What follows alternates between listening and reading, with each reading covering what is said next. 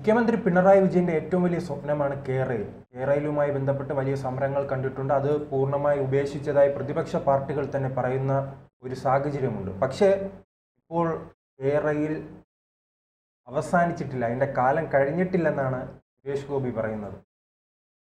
സുരേഷ് ഗോപി പറഞ്ഞതും മുഖ്യമന്ത്രിയുടെ സ്വപ്നവുമായിട്ട് അജഗജാന്തരമുണ്ട്, വലിയ വ്യത്യാസമുണ്ട്. സുരേഷ് ഗോപി പറയുന്നത് വാസ്തവത്തിൽ കേരളിനെ സംബന്ധിച്ചല്ല, മറ്റൊരു ബദൽ പാതയെ സംബന്ധിച്ചാണ്, അല്ലെങ്കിൽ ഒരു സെമി ഹൈ സ്പീഡ് ട്രെയിൻ സർവീസിനെ കുറിച്ചാണ് സുരേഷ് ഗോപി പറയുന്നത്. അത് നമ്മുടെ വിഖ്യാതനായ മെട്രോമാൻ ഇ ശ്രീധരൻ അതിനെ സംബന്ധിച്ച് ഒരു DPR ഡീറ്റെയിൽ പ്രോജക്റ്റ് റിപ്പോർട്ട് അതിൻ്റെ ആദ്യത്തെ ഭാഗം അദ്ദേഹം സമർപ്പിച്ചിട്ടുണ്ട്. അത് റെയിൽവേ മന്ത്രി അശ്വിനി വൈഷ്ണവിൻ്റെ വകുപ്പിൽ അത് എത്തിയിട്ടുണ്ട്, അദ്ദേഹത്തിൻ്റെ അടുക്കൽ അത് എത്തിയിട്ടുണ്ട്. അത് പക്ഷേ സംസ്ഥാന സർക്കാർ മുന്നോട്ട് വെക്കുന്ന കേരളവുമായിട്ട് ബന്ധമുള്ളതല്ല അദ്ദേഹത്തിൻ്റെ പദ്ധതി. അദ്ദേഹം പല പദ്ധതികൾ കൊടുത്തിട്ടുണ്ട്, സബർബൻ റെയിൽവേയുടെ പദ്ധതി അടക്കം. കേരളത്തിൽ നിലവിലുള്ള 2 വരി റെയിൽവേ ലൈന് 4 വരിയാക്കുന്നതിനെ കുറിച്ച്, അതിപ്പോൾ നമ്മുടെ എറണാകുളം, തൃശ്ശൂർ, പാലക്കാട് 4 വരി ആകാനുള്ള ഒരു പരിശ്രമത്തിലാണ്. അതിൻ്റെ നടപടിക്രമങ്ങളൊക്കെ പുരോഗമിക്കുകയാണ്. താമസിയാതെ നമുക്കതിൻ്റെ കൂടുതൽ വിവരങ്ങൾ പുറത്തു വരും. അതുപോലെ തിരുവനന്തപുരം തൊട്ട് ചെങ്ങന്നൂർ വരെ 4 വരിയാക്കുക, സബർബൻ റെയിൽവേ ഓടിക്കുക എന്നുള്ളതും ഈ ശ്രീധരൻ മുന്നോട്ട് വെച്ച ഒരു പദ്ധതിയാണ്. കേരളിന് ഈ 1 ലക്ഷം കോടിയിലധികം, ഏതാണ്ട് 1.25 ലക്ഷം കോടിയിലധികം പണം നിക്ഷേപിക്കേണ്ടി വരുമ്പോൾ, കടം വാങ്ങിയാണ് നിക്ഷേപിക്കുന്നത്, അത് മറ്റൊരു കാര്യം. നിക്ഷേപിക്കേണ്ടി വരുമ്പോൾ വെറും 10,000 കോടി രൂപ കൊണ്ട് ഈ നമ്മുടെ സബർബൻ റെയിൽവേ പദ്ധതി നടപ്പാക്കാം. അത് പൂർത്തിയാക്കിയാൽ ഒരു നിശ്ചിത കാലം കൊണ്ട് തന്നെ ആ തുക, നമുക്ക് മുടക്കുന്ന തുക നമുക്ക് തിരിച്ചു കിട്ടുകയും ചെയ്യും. കാരണം നമുക്കറിയാം, കേരളത്തിലെ ആൾക്കാർ അങ്ങനെ ടിക്കറ്റ് എടുക്കാതെ യാത്ര ചെയ്യുന്നവർ തുലവും കുറവാണ്, വളരെ കുറവാണ്. പക്ഷേ വരുമാനം കേരളത്തിന് വരുന്നുണ്ട്, ചരക്ക് നീക്കവും വലിയ കുഴപ്പമില്ലാതെ നടക്കുന്നുണ്ട്. പക്ഷേ അതിലെല്ലാം ഉപരി നമുക്ക് ഈ ട്രെയിനുകളുടെ അഭാവവും ഈ പാതയിലെ ട്രാഫിക്കും അതൊരു വലിയ വിഷയം തന്നെയാണ്. അതുകൊണ്ടാണ് ഈ പുതിയ പാതകളെക്കുറിച്ച് നമ്മൾ ചിന്തിക്കുന്നത്. മാറിയ കാലത്ത്, മാറിയ സാഹചര്യങ്ങളിൽ കേരളവുമായി ബന്ധപ്പെട്ട ഏറ്റവും പ്രധാനപ്പെട്ട കാര്യം ഈ 2 പാതകൾ. ഇപ്പോൾ നമുക്കൊരു റെയിൽവേ പാതയുണ്ട്, അതിന് സമീപത്തിലൂടെ ഈ പാത ലഭിക്കുകയാണെങ്കിൽ അനുവാദം കൊടുക്കാനുള്ള സാധ്യതയല്ലേ ശ്രീധരൻ ഉൾപ്പെടെയുള്ളവർ പറയുന്നത്? അതെ, ശ്രീധരൻ പറയുന്ന അനുസരിച്ചാണെങ്കിൽ ഈ ഭൂമിയിൽ കൂടെ കടന്നു പോകുന്നതിന് പകരം ആകാശപാതയും തുരങ്കങ്ങളിലൂടെയും കടന്നു പോകുന്ന ഒരു പാതയെക്കുറിച്ചാണ് ഈ ശ്രീധരൻ മുന്നോട്ട് വച്ചിരിക്കുന്നത്. നമ്മളിതൊക്കെ മുമ്പ് ചർച്ച ചെയ്തതാണ്. വിവരങ്ങളെല്ലാം പത്രമാധ്യമങ്ങളിലും മറ്റുമൊക്കെ. അല്ല, അതാണ് സുരേഷ് ഗോപി പറഞ്ഞത്. അങ്ങനെ ഒരു ഇത് അതാണ് ഞാൻ അശ്വിനി നമ്മുടെ റെയിൽവേ മന്ത്രിയുടെ കയ്യിലുണ്ട്, അത് ഇപ്പോൾ പരിഗണനയിലാണ്. മാറ്റം വരുത്താൻ സർക്കാരും തയ്യാറാവുകയാണെങ്കിൽ അത് കേരളയിൽ വരും എന്നാണ് പറയുന്നത്. അത് മാറ്റം വരുത്തി, അതിനിപ്പോൾ കേരളയിൽ എന്നൊരു പേര് പറയുന്നതിന് കുഴപ്പമില്ല. പക്ഷേ നമ്മളിപ്പോൾ ഉദ്ദേശിക്കുന്ന നിലവിലെ ഈ ലൈറ്റ് മെട്രോ സംവിധാനം ഉണ്ടല്ലോ, സിൽവർ ലൈൻ എന്ന് പറയുന്ന ആ പദ്ധതി ഒരിക്കലും വയബിൾ അല്ല, അത് നടക്കുമെന്ന് തോന്നുന്നില്ല. അതിനെതിരെയാണ് പരിസ്ഥിതിവാദികളും പറയുന്നത് പോലെ പ്രതിപക്ഷ പാർട്ടികളും ഒക്കെ രംഗത്തുള്ളത്. കേന്ദ്ര സർക്കാർ തന്നെ അതിന് ആദ്യത്തെ പാരിസ്ഥിതിക അനുമതി നിഷേധിച്ചതാണ്.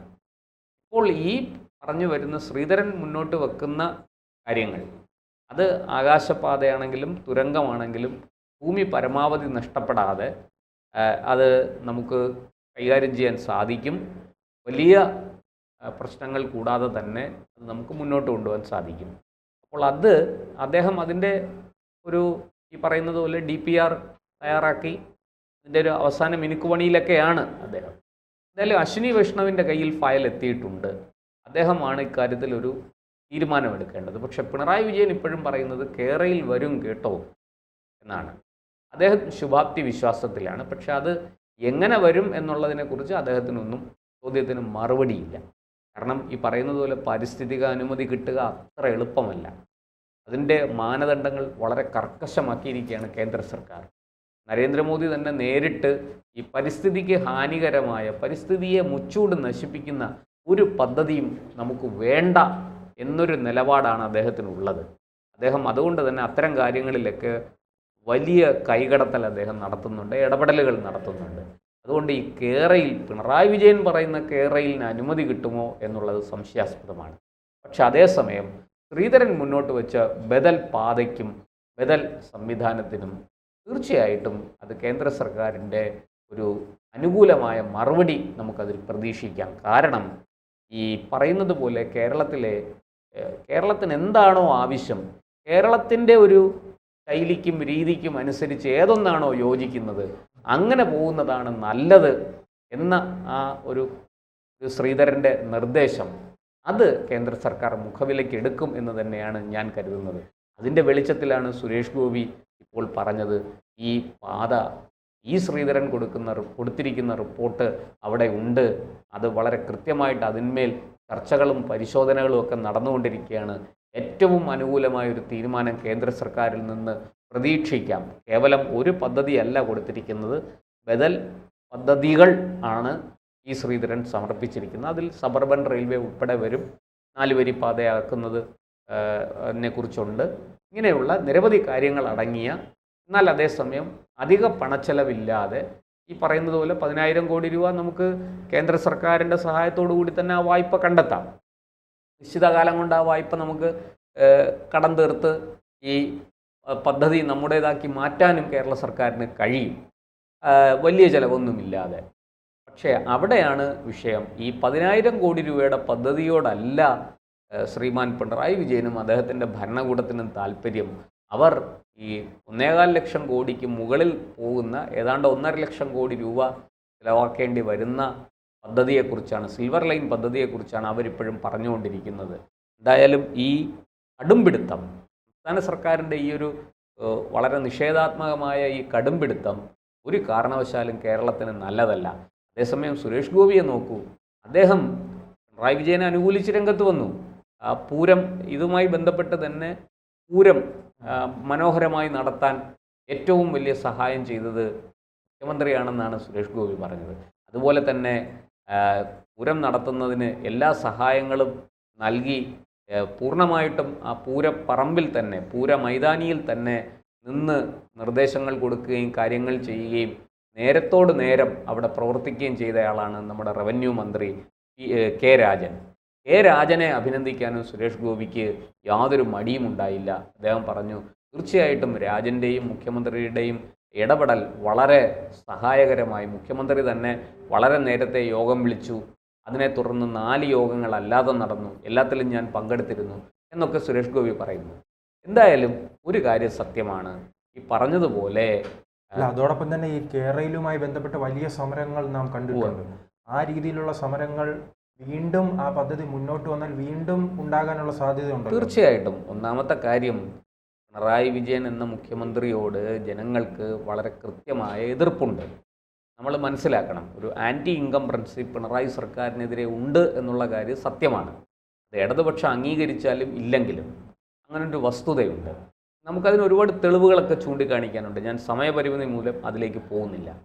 ഇവിടെ ഈ പറയുന്നത് CPM അംഗീകരിക്കില്ല. CPM ഇപ്പോഴും പറയുന്നത് ചേലക്കരയിലെ വിജയം കണ്ടില്ല എന്നാണ്.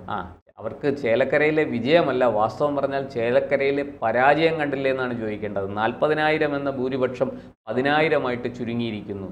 BJP ക്രമാനുഗതമായ വളർച്ച നേടി അവിടെ ഏതാണ്ട് 34,000 വോട്ടുകൾ നേടിയിരിക്കുന്നു. ഇത് എന്താണ് സൂചിപ്പിക്കുന്നത് എന്ന് തിരിച്ചറിയാനുള്ള ബുദ്ധി പോലും ഇടതുപക്ഷത്തിനും CPM-ലെ നേതാക്കൾക്കും ഇന്നില്ല എന്നുള്ളത് ഒരു ദുഃഖകരമായ വസ്തുതയാണ്. അതവിടെ നിൽക്കട്ടെ. കേരളിൻ്റെ കാര്യത്തിലേക്ക് വരാം. ഈ പറഞ്ഞതുപോലെ സിൽവർ ലൈനുമായിട്ടാണ് മുഖ്യമന്ത്രി മുന്നോട്ട് പോകാൻ താല്പര്യപ്പെടുന്നതെങ്കിൽ അതിന് അദ്ദേഹം കനത്ത വില നൽകേണ്ടി വരും. ഒരു കാരണവശാലും ജനം അത് അംഗീകരിക്കുന്നില്ല, അവർക്കത് സ്വീകാര്യവുമല്ല. അതേസമയം ഈ ശ്രീധരനെ പോലൊരാൾ മുന്നോട്ട് വെച്ച ബദൽ മാർഗങ്ങളോട് ജനം വളരെ സൗഹാർദ്ദപരമായ, അനുഭാവപൂർണമായ ഒരു സമീപനമാണ് സ്വീകരിച്ചിരിക്കുന്നത്. വലിയ ആകാംക്ഷ ജനങ്ങൾക്കുണ്ട്. കാരണം ഈ ശ്രീധരൻ എന്ന വ്യക്തിയുടെ ക്രെഡിബിലിറ്റിയാണ്. അദ്ദേഹം ഒരിക്കലും അഴിമതി ചെയ്യില്ല. അദ്ദേഹം ഒരു ഏറ്റവും കുറഞ്ഞത് 50 വർഷത്തേക്കെങ്കിലും ദീർഘവീക്ഷണത്തോടു കൂടിയായിരിക്കും കാര്യങ്ങൾ ചെയ്യുന്നത്, പദ്ധതി വിഭാവനം ചെയ്യുന്നത് എന്നുള്ള ഉറപ്പ്. പിന്നെ വളരെ സൗമ്യമായി, വളരെ സ്നേഹത്തോടെ ജനങ്ങളുമായിട്ട് ഇടപഴകുന്നു. ഈ ഭൂമി ഏറ്റെടുക്കൽ ഉൾപ്പെടെയുള്ള കാര്യങ്ങൾക്ക് അദ്ദേഹത്തിൻ്റെ സൗമ്യ മുഖം വലിയ രീതിയിൽ നാഷണൽ ഹൈവേ അതോറിറ്റിയെയും മറ്റ് നമ്മുടെ കേന്ദ്ര സർക്കാർ ഏജൻസികളെയും സ്വാധീനിക്കുമെന്നുള്ള കാര്യത്തിൽ തീർച്ചയാണ്. അദ്ദേഹത്തിൻ്റെ ആ മിടുക്ക് അത് കേരളം പരമാവധി പ്രയോജനപ്പെടുത്തേണ്ടതാണ്. ഈ വന്ധ്യവയോധികനായ ശ്രീധരൻ, മെട്രോമാൻ ഇ ശ്രീധരൻ മുന്നോട്ട് വച്ചിരിക്കുന്നത് ജനങ്ങൾക്ക് ഉപകാരപ്രദമാകുന്ന ഒരു പദ്ധതിയാണ്. അതുകൊണ്ട് തന്നെ അതിനെ ആ രീതിയിൽ കാണുകയും സ്വീകരിക്കുകയും ചെയ്യണം. സുരേഷ് ഗോപിയുടെയും അകമഴിഞ്ഞ പിന്തുണ അതിനുണ്ട്. അദ്ദേഹം അതിനുവേണ്ടി ഒരു കാര്യത്തിന് ഇറങ്ങിയാൽ അങ്ങറ്റം വരെ പോകുന്ന ഒരാളാണ് സുരേഷ് ഗോപി.